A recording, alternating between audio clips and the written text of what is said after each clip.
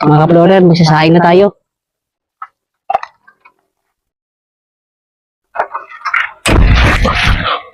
Uy! Ulit! Kaplorer! Ayos na! Ayos na, kaplorer! Uy, munti ka na yan ah. Parang may kakaiba.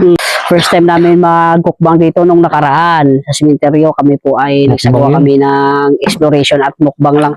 Pero ngayon, magluluto kami dito at dito na po kami kakain. Kasi hindi pa kami nakapag-dinner eh. Full naman kanina, no? Oo. Explain na muna ako sa inyo. Kanina, yung flashlight na ito, bago ako pumunta dito sa sementeryo, full charge po ito mga kaplorer. Kanina lang pero ngayon umarte na siya. Namamatay-matay siya. It means may humihigop ng energy dito sa sementeryo. Kinukuha niya ang energy dito sa flashlight. May something na hindi natin makita. Nagapalakpak.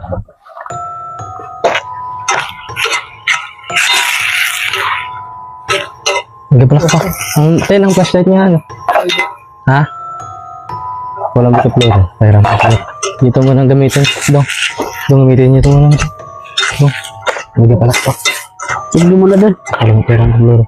Check nyo muna doon sa gilid. Baka may mga tao. Dong, pairam ng flashlight dong. Dito ka lang. Huwag kang umalis.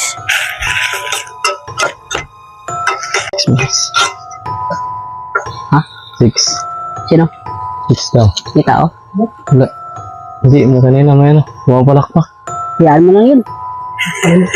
Importante nagkukukbang tayo dito. Hirap pag ano. Pag madilim.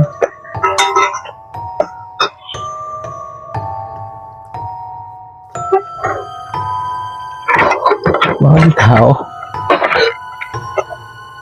Bango. Bango.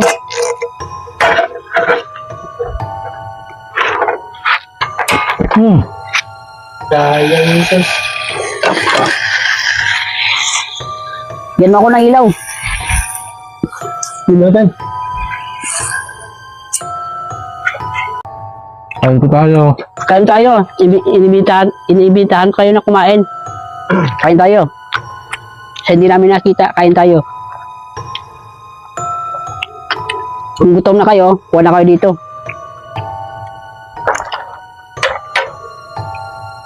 Yung mga nakita natin ng mga experience sa paligid, hindi na yan pupunta sa atin kasi kailangan ng malakas yung ating fighting spirit. Dapat huwag tayo papadaig sa ating mga takot. At